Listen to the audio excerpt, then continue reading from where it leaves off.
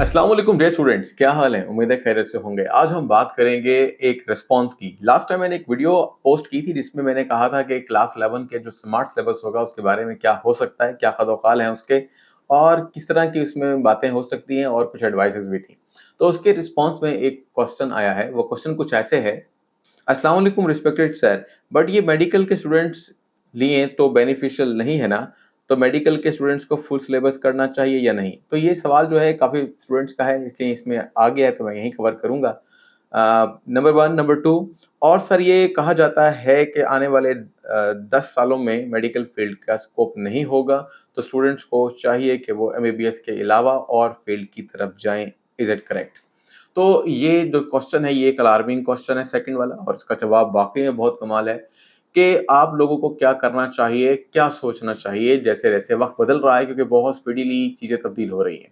तो पहले सवाल का जवाब देते हैं यानी इसमें 2 बड़े क्वेश्चन्स हैं कि पहला क्वेश्चन तो यही है कि स्मार्ट सिलेबस अगर आ जाता है और उसमें कहा जाता है कि तकरीबन 45 टू 50% सिलेबस रिड्यूस कर दिया जाएगा मतलब इतना रह जाएगा 40 टू 50% रह जाएगा, बाकी निकाल दिया जाएगा। तो क्या ये करना चाहिए? तो सवाल भी है थोड़ा-सा और उसका जवाब भी कुछ ज़ाहिर-सी बात है इम्पोर्टेंट है। वो इस तरीके से कि देखो अगर हम एक नज़रिए से सोचें, नज़रिया ये है कि हम नॉलेज लेना चाहते हैं, नॉलेज गेन करना चाहते हैं और हमारे लिए एक बुक बनाई गई है। तो ये तो बात सही है कि अगर हम उस बुक को मुकम्मल करेंगे तो हमारे पास एक अच्छा होगा नॉलेज और बेस्ट नॉलेज होगा और किसी टॉपिक से रिलेटेड, किसी चैप्टर से रिलेटेड जो मालूमात है वो मुकम्मल होंगी उसके अंदर जो इस लेवल पर यानी इंटरमीडिएट लेवल पर होनी चाहिए। अब अगर हम उसको इसी तरह से तैयार कर लेते हैं तो यकीनन ये एक बेस्ट सिनेरियो होगा और आने वाले चाहे मेडिकल फील्ड हो या कोई और फील्ड भी। यानी अगर आप एमबीबीएस नहीं भी कर पाते हैं, तो आपको एक काम करना आ जाएगा, वो ये कि आपको पढ़ना आएगा। ज़ाहिर-सी बात है ज़्यादा सिलेबस होगा, ज़्यादा टेंशन होगी, ज़्यादा स्ट्रेसफुल एनवायरनमेंट होगा, ज़्यादा देर तक स्टडी करनी पड़ेगी और आपकी नर्व्स को ज़्यादा काम करना पड़ेगा, मतलब आप ज़्यादा देर तक एक काम करने के आदी बनेंगे। तो ये जो आदत है ना इंसान को, ये आगे की तरफ लेके जाती है। मतलब अगर हम बात करें एमबीबीएस के स्टूडेंट्स के लिए, तो वो एक अलग मामला है, उसपे बात करता हूँ मैं इसके ऊपर। लेकिन आप सोचो कि आप एक स्टूडेंट हो, बस आप कुछ सीख रहे हो, तो एक्चुअली आप सीख ही नहीं रहे बल्कि आप सीखना जो है उसका प्रोसेस कर रहे हो। तो इसका फ़ायदा ये होता है कि जब आपको ये स्ट्रैटेजी समझ में आ जाती है कि इतने घंटे बैठकर हम इतना काम ले सकते हैं, अपने आप को इस काबिल बना सकते हैं, तो आप एक कॉन्फिडेंट इंसान होते हैं। और हर जगह पर आप कहीं भी नहीं डरते जाते हुए कि भई जितना भी काम होगा हम कर लेंगे।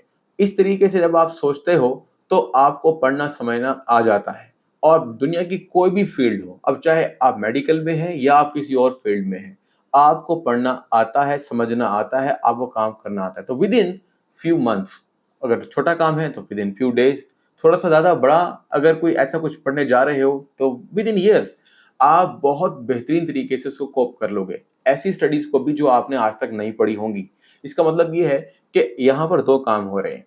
एक तो ये हो रहा है कि आप सीख रहे हो, आपके पास एक नॉलेज आ रहा है, वो तो है ही और दूसरी बात ये है इसके साथ-साथ कि आप नॉलेज लेना सीख रहे हो कि दिमाग को कैसे खिलाते हैं। जैसे आप खाना खाना सीखते हो, इस तरह दिमाग की ग़िज़ा जो है वो एक नॉलेज है, वो इल्म है। तो आप इल्म लेना सीख रहे हो, सिखा रहे हो अपने दिमाग को। इस तरह आप कहीं पर भी परेशान नहीं होंगे और नई चीज़ें सीखने में आपको देर नहीं लगेगी। अब आते हैं दूसरी अहम बात पर, वो ये कि क्या हम ये सिलेबस देखो अभी तो हमने एज़ अ नॉलेज बात की है, लेकिन एक नज़रिया ये होता है कि हम एग्ज़ाम में अच्छे मार्क्स लेना चाहते हैं। अब हम मार्क्स तो लेना चाहते हैं एग्ज़ाम के अंदर, तो हमारा सारा टारगेट होता है एग्ज़ाम के गुड मार्क्स। फिर हम उसके लिए स्ट्रैटेजीज़ बनाते हैं कि हम कौन से चैप्टर्स को अच्छी तरह से करें, कौन से शॉर्ट क्वेश्चन और एमसीक्यूज़ अच्छी तरीके से करें और किन-किन बातों पर सिर्फ़ ध्यान दें जो हमें अच्छे मार्क्स लेने पर आमादा कर रही हों। यानी ये समझ लो कि हमारे 2 नज़रिए हैं। एक तो सिंपल है जो एज़ अ स्टूडेंट होना चाहिए वो है नॉलेज। दूसरा हमारे पास जो अहम हिस्सा है वो है कि हम जो टारगेट अचीव करना चाह रहे हैं उसके लिए क्या इम्पोर्टेंट है। तो जो टारगेट अचीव करना चाह रहे हो सिर्फ़ हमारा टारगेट एफएससी में गुड मार्क्स लेना है, तो फिर हमें स्मार्ट सिलेबस जो है वो फ़ायदा देगा। क्योंकि काम थोड़ा करना पड़ेगा, वक़्त उतना ही मिलेगा। हाँ, यहाँ पर आपने वक़्त ज़ाया नहीं करना कि ये सोचकर कि सिलेबस तो कम हो गया है। तो आपको उसी वक़्त के अंदर थोड़ा ज़्यादा अच्छा परफ़ॉर्म करना है और जैसे अच्छा परफॉर्म करोगे तो कम सिलेबस आपको बेहतरीन रिजल्ट्स देकर देगा। तो ये आपके पास 2 नज़रिए थे। तो यहाँ पर अब आपने चूज़ करना है कि आप किस तरह के स्टूडेंट हो। क्या आपको बस मार्क्स लेने हैं या आपको सीखना है कि कैसे सीखा जाता है, कैसे पढ़ा जाता है। तो ये जो चीज़ें हैं ये बहुत ही इंसान के आने वाली लाइफ में, प्रैक्टिकल लाइफ में बहुत इम्पोर्टेंट होंगी। सपोज़ कीजिए आप किसी चेयर पे बैठे हैं, आप किसी ऑफ़िस में काम कर रहे हैं, तो ज़ाहिर-सी बात है वहाँ पे आपके पास कुछ टास्क्स होंगे। अब आप वहाँ पर ये तो नहीं कहोगे सर प्लीज़ स्मार्ट इट, ठीक है ना? या प्लीज़ शॉर्ट द टास्क्स। तो वहाँ पर तो टास्क फुली परफ़ॉर्म करने पड़ते हैं। तो वहाँ पर शॉर्ट सिलेबस का यानी कि स्मार्ट सिलेबस का कोई कॉन्सेप्ट नहीं होता। तो अगर आप हर जगह स्मार्ट स्मार्ट करके चलोगे और हर चीज़ थोड़ी-थोड़ी करोगे, तो यकीनन आपकी जो एफिशिएंसी है और आपके किसी काम को निपटाने की सलाहियत है, वो उस पे इफ़ेक्ट तो आएगा ही। और अगर आप ये सोच के चल रहे हो कि आपने दुनिया के उलूम हासिल करने हैं और जो अब आप कर रहे हो 1-2 सालों में, ये भी आपके पास बेहतरीन इल्म है, तो इसको आपने बस ले लेना है। इसमें कोई ज़्यादती या कमी की बात नहीं है। तो बात ये है कि फिर आपका नज़रिया कुछ और होगा। देखते हैं, आप मुझे बताएँ कि आप किस तरह सोचते हैं? आप एज़ अ नॉलेज गेनर सोचते हो कि हमें नॉलेज होना चाहिए बहुत सी चीज़ों का या बस टू द पॉइंट हमने बस मार्क्स की खातिर चंद किताबें पढ़ लेनी है या किताबों का कुछ हिस्सा पढ़ लेना है? ये मुझे आगाह कीजिएगा। अब आते हैं दूसरे क्वेश्चन की तरफ कि आप इर्द-गिर्द आप जानते होंगे, आपको आपके इर्द-गिर्द के लोग कहते होंगे, "भई ये तो आप वक़्त ज़ाया कर रहे हैं पढ़कर और इस पढ़ाई का कोई स्कोप नहीं है, आने वाले सालों में अभी नज़र नहीं आ रहा तो अगले आने वाले सालों में तो इसको बिल्कुल भी कोई अहमियत नहीं मिलेगी और ये सब कुछ खत्म हो जाएगा, आपका पढ़ा-लिखा जो पढ़ा आपने पढ़ा है, लिखा है, सब ज़ाया हो जाएगा। तो ये चीज़ें हमें लगती भी हैं, मतलब वो जो दलाइल देते हैं उसके अंदर काफ़ी सारी ये बातें लगती भी हैं, स्पेशली हमारे पाकिस्तान के अंदर जो एनवायरनमेंट क्रिएट हो चुका है पता नहीं वो कितने अरसे में ठीक होगा, नहीं होगा, वाक़ई में मुश्किलात हैं, ये बात सही है। अच्छा, अब इसका जवाब थोड़ा-सा ज़रा एहतियात के साथ लें आप, कि ये सवाल किस तरीके से आपने डील करना है, कि अगले 10 सालों में हो सकता है कि मेडिकल फ़ील्ड खत्म हो जाए, तो ये वाली बात तो बिल्कुल गलत है, फ़ील्ड खत्म नहीं हो सकती। देखो बेटा बात ये है कि मेडिकल फ़ील्ड का ताल्लुक अगर डॉक्टर से है, तो ज़ाहिर-सी बात है जब तक इंसान है, उनको कोई न कोई मर्ज़-लाक़ होता रहेगा, बीमार भी होते रहेंगे, नज़ला, खाँसी, ज़ुकाम भी होगा और फिर उसके बाद डॉक्टर के पास जाना पड़ेगा। अच्छा, अब इसमें मैं छोटी-सी बात तो कर गया हूँ, लेकिन अब आपका सवाल का जवाब ये होगा सर एआई का दौर है जो कुछ मतलब बीमार होता है उसको थोड़ा हम टाइप करते हैं मोबाइल पर, तो ऑटोमैटिकली हमें आंसर आ जाते हैं, मेडिसिन आ जाती है, अच्छी मतलब कंसल्टेंसी आ जाती है, जो हम डॉक्टर से पता करना चाहते हैं, उससे कहीं ज़्यादा नॉलेज हमें मिल जाता है। चूँकि आप पढ़ लिख जाएँगे तो ज़ाहिर-सी बात है आपका पढ़कर समझना और मेडिकेशन ले लेना आसान हो जाएगा। तो ऐसा भी है और हो सकता है कि एआई डॉक्टर्स भी आ जाएँ, यानी वो बाकायदा तौर पे आप अभी भी हैं, कॉल करते हैं कुछ जगहों पर तो आपको डॉक्टर खुद आंसर कर देता है, लेकिन हो सकता है कि कुछ अरसे बाद आपको मशीन आंसर कर रही हो कि आपको क्या प्रॉब्लम है, वो आपका बहुत एहतियात के साथ आपका जो मर्ज़ है वो सुने और आपकी सब बातें सुने और उसके मुताबिक बेहतरीन तशख़ीस कर दे। तो ऐसा मुमकिन है, इसमें कोई शक नहीं है। इससे ज़ाहिर-सी बात है आपको डॉक्टर के पास जाना नहीं पड़ेगा और ये भी हो सकता है कि जो जो फिज़िकल डॉक्टर्स हैं मतलब ह्यूमन डॉक्टर्स हैं, उनकी तादाद हमें कम दरकार हो। तो आपकी बात यहाँ पर दुरुस्त साबित हो रही है, ठीक है? मतलब जो आप सोच रहे हैं कि हाँ, वाक़ई में कमी हो जाएगी। अब बात ये है कि फिर डॉक्टर क्यों बने? देखो भई, मशीनें आपको कंसल्टेंसी दे सकती हैं, मतलब आपको बता सकती हैं कि आपका मर्ज़ ये है, आपके मर्ज़ की वजह ये है, आपका मर्ज़ की जो दवा है वो ये है और इस तरीके से आप सही हो सकते हैं। लेकिन एक बात सोचिए, जो सर्जरीज़ हैं, ठीक है, बहुत सारे ऑपरेशंस हैं, वो एआई के थ्रू तो किए जा सकते हैं, लेकिन आपको उसके डॉक्टर के पास जाना ही होगा, क्योंकि वो एक बहुत ही क्रिटिकल टास्क है, वो घर में नहीं किया जा सकता। तो इसका मतलब ये हुआ कि आने वाले वक़्त में जो डॉक्टर्स होंगे, जो ज़्यादा आगे जाएँगे, जिनके पास मरीज़ भी होंगे, तो और वो एआई का रिप्लेसमेंट होंगे या ये समझ लें कि वो एआई के साथ लड़ रहे होंगे, वो होंगे जो आम तौर पर सर्जन्स होंगे। मेरा ख़्याल से ऐसी बात है, क्योंकि देखो सर्जरी घर में नहीं की जा सकती, कोई दूसरा ही करता है और इंसान का इंसान पर ज़्यादा एतमाद होता है और वो इसी तरीके से क्या होता है करेगा। हाँ, ये है कि बहुत सारे ऑपरेशन थिएटर्स में डॉक्टर्स की निगरानी में कुछ ऐसे ऑटोमेटेड सिस्टम मौजूद हैं, मशीनरी मौजूद है, कुछ जगहों में पूरी दुनिया में जो सर्जरी कर सकती है। लेकिन उसके लिए लाज़मी तौर पे डॉक्टर का मौजूद होना ज़रूरी है, ठीक है? और ये बहुत महँगी टेक्नीक है, इसलिए बहुत सारे कंट्रीज़ में जहाँ पर वो अफ़ोर्डेबिलिटी का इश्यू है, वहाँ पर वही डॉक्टर्स काम आएँगे जो डॉक्टर हाथ से काम करते हैं। तो अब मैं आपको यहाँ पे फाइनल डिसीज़न ये दे रहा हूँ कि देखो भई, आप लोगों ने डॉक्टर बनना है तो डॉक्टर की फील्ड में जाकर भी मतलब पहले मेडिकल आपने करना है, ये तो ज़ाहिर-सी बात है एफएससी तो मेडिकल में करनी है। फिर आपने आगे जाके एंट्री टेस्ट भी देने हैं, जो भी एंट्रेंस टेस्ट होंगे। लेकिन फिर आपने मेडिकल में वो फील्ड चुनने हैं जो सर्जरी से रिलेटेड होंगे। थोड़ा-सा ज़रा आगे का सोचो। आम तौर पर जैसे ईएनटी होता है, ईएनटी मतलब जो नाक, कान, गले का डॉक्टर होता है, नज़ला, खाँसी, ज़ुकाम का एक कोई डॉक्टर होता है, जो सादा-सादा सी बीमारियाँ होती हैं उनका डॉक्टर होता है, तो उसके लिए वाक़ई परेशानी आने वाली है, जैसे हर फ़ील्ड में आ रही है।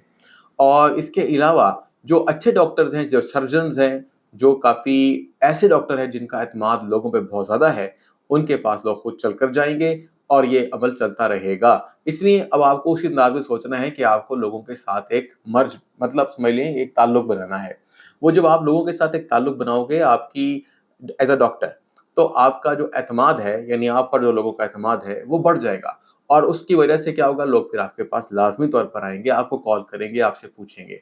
तो डॉक्टर के लिए आने वाले वक़्त में ये जो सोशल मतलब डिस्टेंसिंग है ये कम करनी होगी क्योंकि बहुत सारे बच्चे जैसे-जैसे एफएससी करते हैं वो अपने काम में लगे रहते हैं, हर वक़्त पढ़ते रहते हैं और कहीं नहीं देखते। तो उनका जो एक सेंस होता है सोशलिज़्म का या कह लें लोगों से बातचीत करने का वो ख़त्म हो जाता है।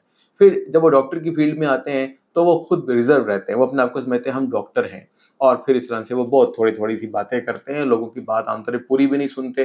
तो ये जो चीज़ें हैं, ये कुछ कमियाँ हैं डॉक्टर्स के अंदर, तो ये आगे आने वाले सालों में आपको क्या करनी होंगी, ख़त्म करनी होंगी, तभी डॉक्टर्स कि दूसरे मरीज़ों का इलाज कर पाएँगे वरना मरीज़ आपके पास आएगा ही नहीं। वो सर्च कर लेगा और सर्च करके छोटी-मोटी जो बीमारियाँ हैं, नज़ला, खाँसी, ज़ुकाम, बुखार, उसकी मेडिकेशन अभी भी कर रहा है, आगे चलकर फिर और कर लेगा और इस तरह से उसका काम खत्म हो सकता है। तो अब आपको समझ में आया कि डॉक्टर की फ़ील्ड रहेगी, लेकिन उसके लिए डॉक्टर एज़ अ डॉक्टर आपको चेंज होना होगा। उन इस एनवायरनमेंट से जिस एनवायरनमेंट में अब डॉक्टर एग्ज़िस्ट करते हैं। अब आते हैं सवाल के आखिरी हिस्से की तरफ कि स्टूडेंट्स को एमबीबीएस के अलावा और फ़ील्ड की तरफ जाना चाहिए, क्या ये सही है? तो हाँ, इसमें बहुत सारी बातें दुरुस्त हैं कि आने वाले वक़्त में इंसान को मल्टीटास्किंग होना पड़ेगा। मतलब देखो एक वक़्त था कि जब स्टूडेंट को कंप्यूटर की कोई ज़रूरत नहीं थी। मतलब एक ऐसे फ़ील्ड थे जिनमें कंप्यूटर की ज़रूरत नहीं थी। कंप्यूटर की फ़ील्ड के लिए स्पेसिफ़िक लोग थे। लेकिन अब जो चल रहा है, इसमें जैसे मैं एक टीचर हूँ, मुझे बहुत सारा एआई का नॉलेज भी है, मुझे बहुत सारा कंप्यूटर का नॉलेज भी है, मुझे एडिटिंग का नॉलेज भी है। जैसे आप मुझे वीडियो में देख रहे हैं, तो इसमें एडिटिंग जो होती है, वो मुझे करनी पड़ती है। इसी तरीके से कैमरे का नॉलेज भी है कि कैमरा किस तरह से चलाना होता है, उसमें क्या कुछ होना चाहिए।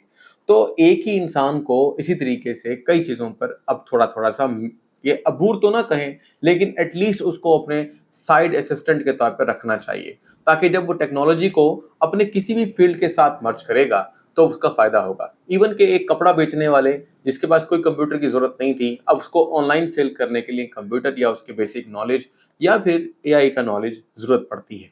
तो अब इससे अंदाज़ा हो रहा है कि वाक़ई में अब आप एक ही चीज़ में स्पेशलाइज़्ड होकर सारे काम नहीं ले सकते, बल्कि आपको अपने साथ-साथ छोटी-छोटी चीज़ें ज़रूर सीखनी चाहिए। जैसे मिसाल के तौर पे मैं आपसे कहता हूँ, देखो अगर आप एमबीबीएस चूज़ कर रहे हो, तो एमबीबीएस आपका मेन फ़ोकस होना चाहिए। उसके अलावा अभी आपने कुछ नहीं करना। मतलब बात ये है कि आपको पहले अपनी एजुकेशन पे देखना है कि अगर आप एक मतलब वक़्त निकाल लेते हो, जैसे कि 5 घंटे, 6 घंटे और उसमें आप बहुत बेहतरीन तरीके से पढ़ लेते हो और आप मुतमईन हो जाते हो कि अब जो मैंने आज का टास्क था, वो कंप्लीट कर लिया। एक तो आपने हर रोज़ के टास्क रखने हैं।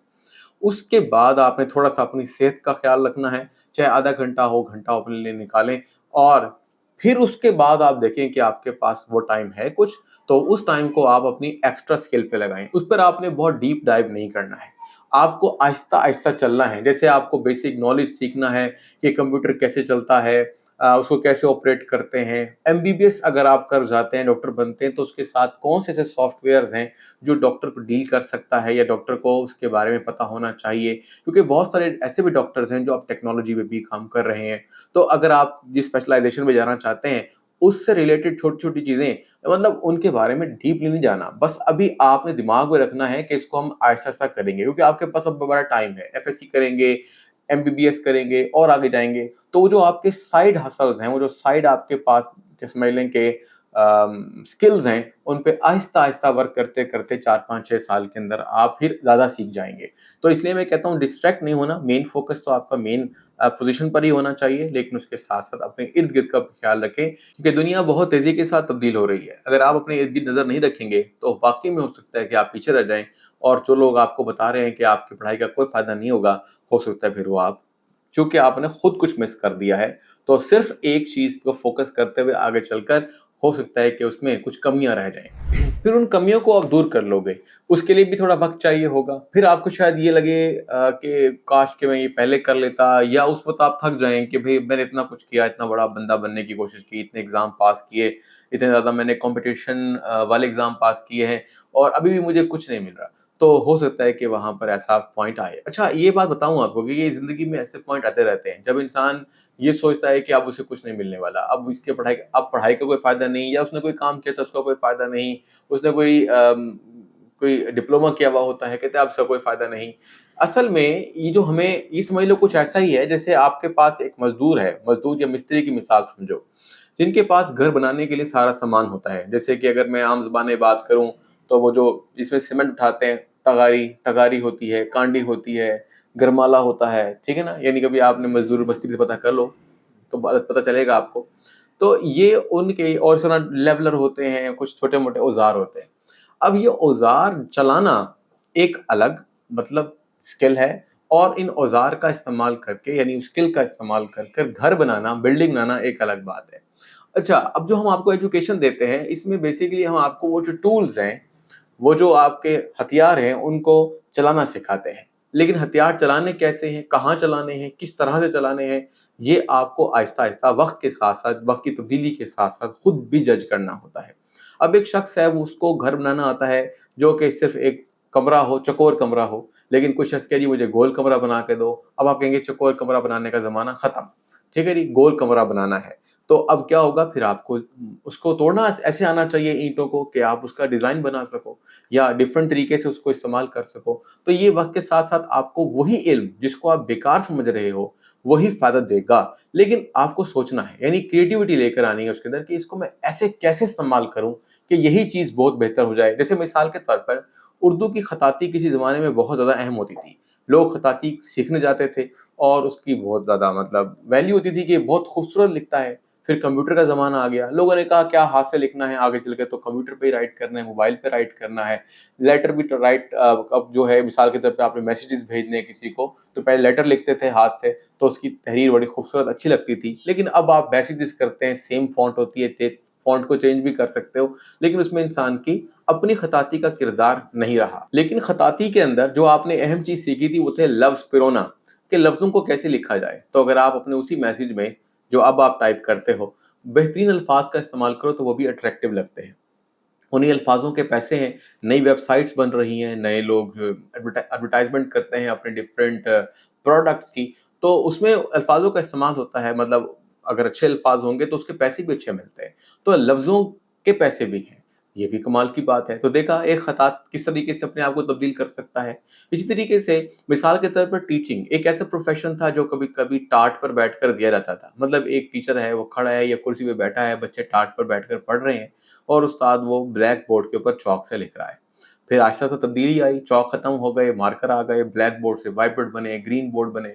तो इस फिर डिजिटल बोर्ड आ गए। तो इस तरीके से अब वो जो चाक से लिखने वाला शख्स है वो सोचे मैं तो चाक वाला उस्ताद हूँ, तो अगर वो डिजिटल बोर्ड पे लिखने के काबिल नहीं बनाएगा अपने आप को, तो जो भी उसका इल्म है, वो तो इल्म तो वही है जो ब्लैक बोर्ड पे लिखता है, वही उसने डिजिटल बोर्ड पे लिखना है। तो डिजिटल बोर्ड पे कैसे लिख पाएगा अगर वो डिजिटल बोर्ड का इस्तेमाल नहीं सीखेगा? तो यही थोड़ा-सा मामला एक एमबीबीएस सिर्फ एमबीबीएस के लिए बात नहीं हो रही, बल्कि तमाम ऐसी फ़ील्ड्स के लिए बात हो रही है जिसके बारे में कहा जा रहा है कि वक़्त के साथ खत्म हो जाएँगी। तो वक़्त के साथ खत्म नहीं होंगी, वो एक नई शक्ल इख्तियार कर लेंगी। तो आपको एक नई शक्ल के इख्तियार करने के साथ-साथ अपने आप में तब्दीली लाते हुए उसको एडैप्ट करना होगा। अदरवाइज़ फिर वाक़ई में आपको ऐसा लगेगा कि आपका पढ़ा-लिखा सब खत्म हो गया है। तो ये मेरी बातें कुछ आपको समझ में आ रही होंगी कि अपने आप के अंदर एडैप्टेबिलिटी पैदा करें। माहौल को पढ़ते रहें, माहौल में क्या चेंज आ रहा है और चेंज के साथ-साथ अपने आप में आपने अपने अंदर क्या तब्दीली लेकर आनी है, ये तब्दीली आपको देखनी है, समझनी है और वो टास्क भी करना है जो आप कर रहे हो। यानी